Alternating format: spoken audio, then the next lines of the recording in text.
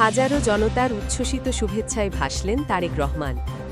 দীর্ঘ ২২ বছর পর ময়মনসিংহের উদ্দেশ্যে যাত্রাকালে বিএনপির ভারপ্রাপ্ত চেয়ারম্যান তারেক রহমানকে শুভেচ্ছা জানাতে রাস্তায় নেমে আসে হাজারো জনতা। আজ দুপুরে তিনি ময়মনসিংহগামী পথে ময়মনসিংহের ভালুকা উপজেলা অতিক্রম করেন।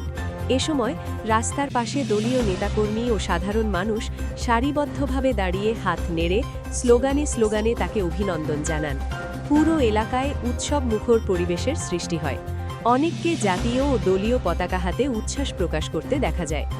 দলীয় সূত্র জানায়, দীর্ঘদিন পর তারেক রহমানের এই যাত্রা বিএনপি নেতাকর্মীদের মধ্যে নতুন করে উদ্দীপনা ও আশার সঞ্চার করেছে। নেতাকর্মীরা বলছেন, তার এই সফর দলীয় সাংগঠনিক কার্যক্রমকে আরও গতিশীল করবে। ভালুকা অতিক্রমকালে আইন শৃঙ্খলা পরিস্থিতি স্বাভাবিক রাখতে প্রশাসনের পক্ষ থেকে পর্যাপ্ত নিরাপত্তা ব্যবস্থা গ্রহণ করা হয়। কোনো অপ্রীতিকর ঘটনার খবর পাওয়া যায়নি। তারেক রহমানের এই সফরকে কেন্দ্র করে ময়মনসিংহ সহ আশেপাশের এলাকাগুলোতে রাজনৈতিক অঙ্গনে ব্যাপক আলোচনা ও আগ্রহ লক্ষ্য করা যাচ্ছে।